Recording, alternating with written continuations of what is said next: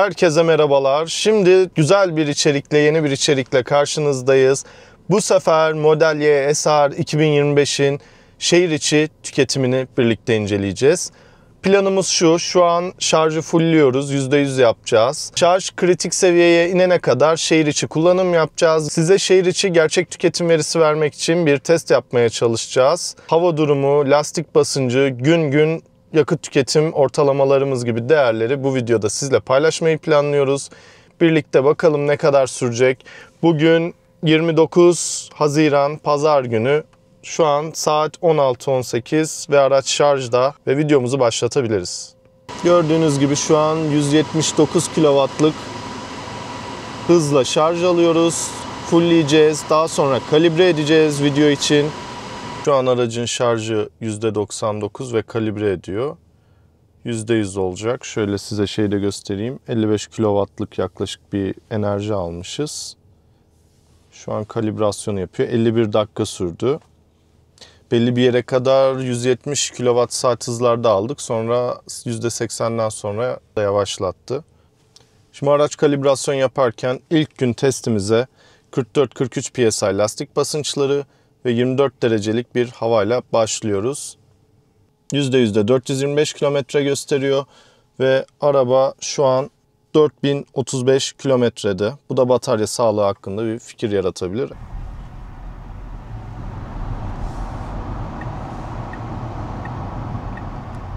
Gördüğünüz gibi elektrikli araba olunca arabayı fark etmiyorlar. Bir kornaya bas istersen.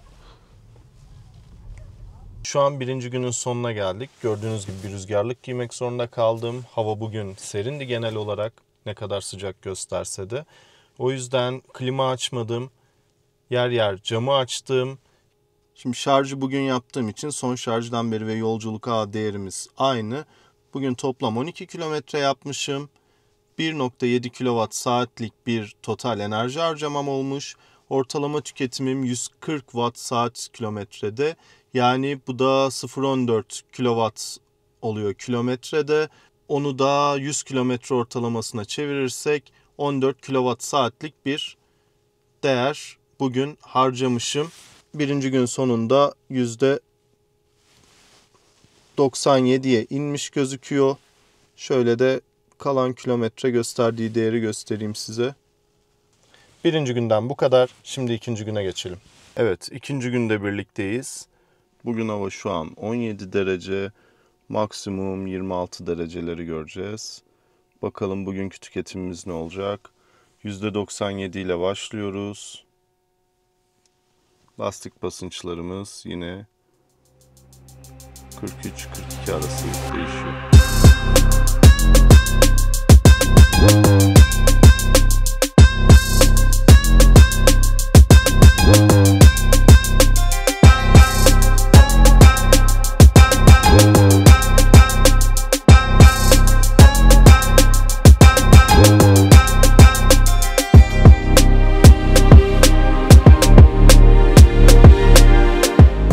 İkinci günün de sonuna geldik. Bugünkü değerler de şöyle. Son şarjdan beri 40 kilometre olmuş. 5.2 kW harcamışım. Yolculuk ağı dediğimiz sabah bunu 1-2 kilometre geç açtım, unutmuşum. Bugünün değeri yolculuk ağı. Bugün toplam yaklaşık 27-29 kilometre yaptım. 3.2 kW harcamışım. Bugün hava hafif serindi. Klima kullanmadım ama cam açık seyahat ettim. O zaman 3. güne geçelim. 3. günde birlikteyiz. Şu an hava 19 derece. Bugün 27 dereceleri görecek. %90 şarjla çıkıyorum yola. 383 kilometre.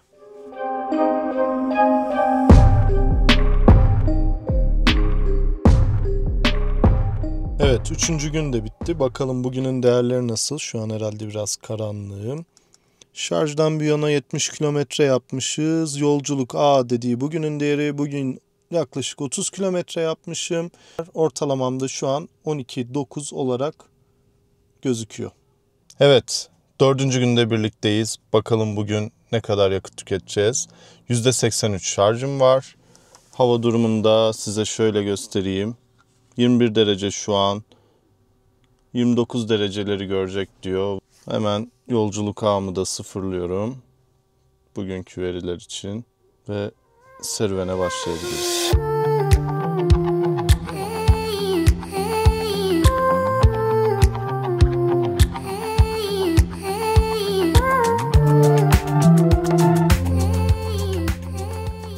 Kilometre yaptık. 18.7 kW harcadık. 12 kW'lıkta bir ortalama tüketimimiz var.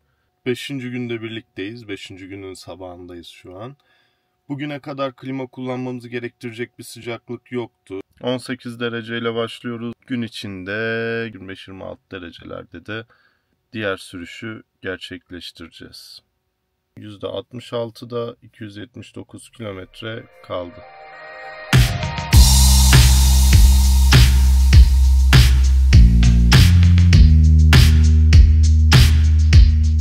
Beşinci günün sonundaki değerleri sizle paylaşıyorum. Bugün yolculuk A değeri, bugünün değeri 27 kilometre yapmışım, 12 yakmışım, total 3.3 kW tüketmişim. Şarjdan bu yana da 182 kilometre yapmışım. 12 ortalamayla 22 kW tüketmişim.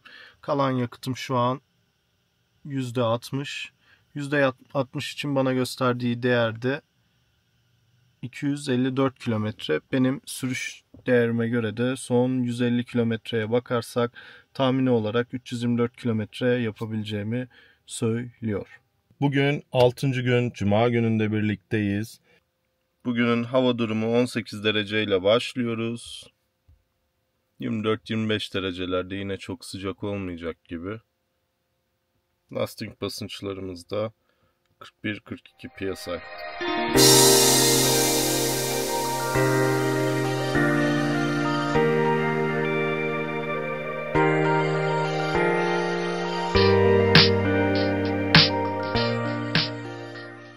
Bugünkü değerlerimiz için hava sıcaklığı şu an için 26 derece.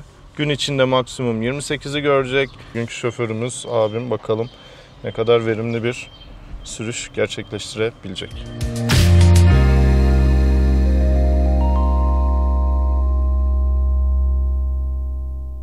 Evet, gün sonu değeri. Bugün toplam 38,5 kilometre yapmışız. 4.4 kW gitmiş.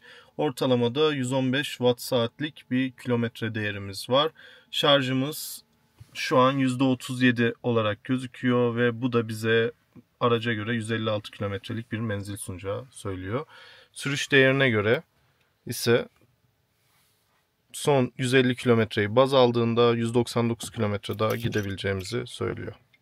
Şarjdan bu yana 385 kilometre yaptık. 44.8 kW yaktık. Ortalamamız da 11.6 kW saat.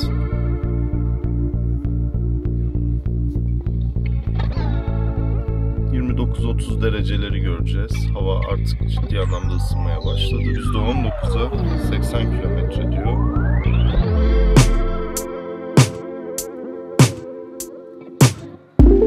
Evet, 400 kilometreyi gördük şu anda. 402 kilometre şarjdan bu yana toplam 46.4 kW'lık bataryadan harcama yaptık. Hatta şu an 46.5 oldu. Ortalama sürüş değeri 11.5 ve bu bize %16'lık bir şarj değeri gösteriyor. Bunun da aracın kendi değerine göre 67 kilometre kaldığını, ama benim son 300 kilometrelik sürüş değerime göre ise 89 kilometreyi görebileceğimi söylüyor. Bakalım, biraz daha sınırları zorlayalım. Kaça kadar çıkabileceğiz?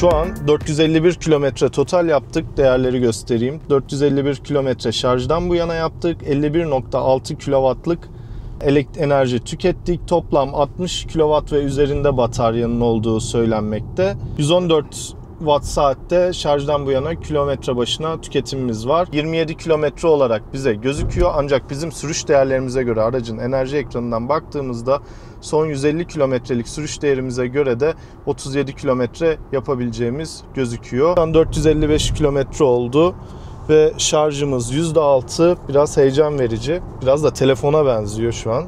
%5'te telefon kapanıyordu. Bakalım araba kapanacak mı giderken. Yüksek hızlı da bir şarj istasyonuna doğru gidiyoruz. Hazır bu bahane, onu da test edelim dedik. Onu da bundan sonraki videoda yayınlayacağım size. Bakalım biraz daha turlayabiliriz belki. Biraz daha sınırları zorlayabiliriz ama 450 kilometreye geçtiğini söyleyebiliriz. Ve bu da bence şehir içi tüketimde gerçekten yeterli.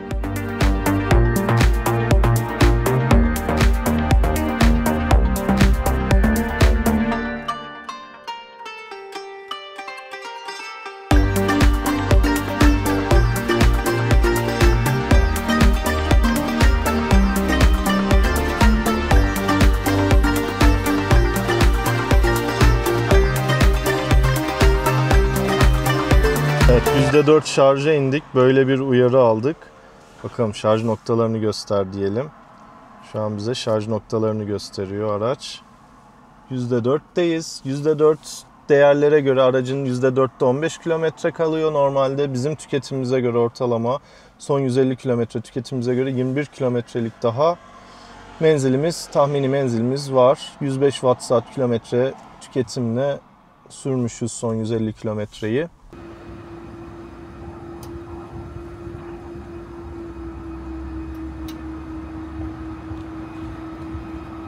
Üçlük şarjla şarj istasyonuna geldik. Aracı P'ye aldık şarja takmak için. Ve araç böyle bir uyarıyla da bizi karşıladı. Şöyle de göstereyim size. Evet, yeni Tesla Model Y SR şehir içi tüketim testimizin sonundayız. Şarjımız %3. Aracın gösterdiği menzil değeri 14 kilometre. Bizim değerlerimiz şu şekilde. Şarjdan bu yana 470.8 kilometre yaptık. 53.6'lık bir kilowatt bataryadan harcama yaptık. Bataryamız resmi rakamı 60 ama 60'ın biraz üstünde olduğu söyleniyor. Bugünkü yolculukta 85 kilometre yapmışız. Şarjdan bu yana 113 watt saat kilometrede bir harcama yapmışız ki bu da fabrika değerlerinin aşağısında. Ama aracın bizim sürüşümüze göreki tahmini menzil değerine bakarsak son 150 kilometreye göre 19 kilometre daha gidebileceğimizi söylüyor. 300 kilometreye göre bakarsak da 18 kilometreye daha gidebileceğimizi söylüyor. Şimdi birazcık testi yaparken nelere dikkat ettik veya neler yaşadık onları belirtelim. Bugün pazartesi, hava sıcaklığı 30 dereceydi ve bugün klima kullandık. Geçtiğimiz hafta genel olarak Ankara serindi. Yaklaşık 25 derece bantlarında ama esintili bir havaya sahipti. Bu yüzden klimayı çok kullanma ihtiyacı duymadık. Camları açarak seyahat ettik. Biz gündelik kullanım yaparak bu değerleri elde ettik. Sizler çok daha iyi bir sürüşle daha yüksek menzil değerlerini elde edebileceğinizi düşünüyorum. Bizim sürüş dinamiğimiz nasıldı? Biz genel olarak zaten agresif araba sürmeyen insanlarız, abim de ben de. Şehir içi trafiğe uyarak, radara uyarak, trafik hız kurallarına uyarak bir sürüş sergiledik. Eskişehir yolu trafiğini yaşadım, o dur kalklı trafiği yaşadım. Özellikle Kennedy Caddesi'nde çok dur kalklı bir trafik yaşadım. Onun haricinde size buradan ne söyleyebilirim? Ankara'da gittiğimiz yerleri söyleyeyim. Gazi Osman Paşa, Bilkent, Şaşmaz, Eryaman, Dikmen, Maman, Kızılay'a doğru olan giriş kısmı, buralarda seyir halinde olduk. Ankara'yı bilenler bilir. Ankara'da yokuşlar meşhurdur. Dikmen özellikle. Dikmen tarafına çok gittik seyir halindeyken. O yüzden de iyi bir sürüş profiliyle daha düz bir yerde daha iyi değerleri elde etmeniz mümkün. Ayrıca şunu da belirtmekte fayda var. Tekrar gelirsek 470 kilometreyi 53.7 kWh saatlik harcamayla elde ettik ama araç zaten 60 kWh saatlik resmi bir batarya değerine sahip ve %3 şarj gösteriyor. Ama biz heyecan yaşamak istemedik ve serüvenimizi bu halde bitirdik. Şimdi şarja geldik. Yanımızda da siyah renk bir yeni kasa SR bulunuyor. Abim de onlarla sohbet ediyor. Kısaca deneyimimiz böyle oldu. Adaptifi hem standartta hem düşürülmüşte kullandık. Ben bunu biraz keyfi olarak bakıyorum. Bazen tek pedal kullanmak hoşuma gidiyor. Bazen beni yoruyor. Onu özel olarak dikkat etmedik o yüzden. Onun haricinde aksesuar modu veya araç kabin sıcaklık koruma modları kapalıydı. Arabanın içinde boşken herhangi bir multimedya kullanmadık. Park ettik, eve gittik, evden bindik, işe gittik tarzında bir sürüş bizi karşılıyordu. Bundan önce videonun başında da gördüğünüz gibi %100 yapıp kalibre ettik ki doğru verilerle seyahat edelim ve patlamayalım. Kısaca şehir içi menzil tüketim değeri testimiz böyleydi. Buna deneyim de diyebiliriz. Sadece biraz kilometreyi uzatıp şarja gelme vaktimizi erteledik aslında. Bir testten ziyade deneyim de diyebiliriz o yüzden. Umarız işinize yarayacak bir içerik olmuştur. Bu değerler kışın hava soğukken, artı yazın klima açıkken ve hava sıcaklıklarının optimal 25-30 dereceden daha yüksek veya alçak olduğu zamanlarda tabii ki değişecektir. Sürüş profilinize göre değişecektir. Yaşadığınız şehre göre değişecektir. Ama size 450 kilometreyi rahatlıkla sunabileceği Tesla'nın gözükmektedir. Şunu da belirtmek lazım. Araç henüz 4500 kilometrede ve batarya sağlığı şu an yüksek durumda. Hepinize bu videoyu izlediğiniz için teşekkür ediyorum. Uzun yol testini de yakında yapacağız umarım. Yıllık iznimizi alabilirsek bir uzun yol testi de yapacağız. Hepinize izlediğiniz için teşekkür ediyorum. Merak ettiğinizi yorumlara yazıp sorabilirsiniz. İstediğiniz içerikleri yorumlara yazabilirsiniz. Veya fikirlerinizi belirtmek için yine yorum yazabilirsiniz videonun altına. Hepiniz kendinize iyi bakın. Şimdi aracı şarj edip eve doğru gönül rahatlığıyla artık bir derin nefes alarak gitmek istiyorum. Abim de ben de hepinizi selamlıyoruz. Kendinize iyi bakın. İzlediğiniz için teşekkür ederiz. Abone olup bildirimleri açıp videoyu da beğenirseniz bizi çok mutlu edersiniz. Kendinize iyi bakın.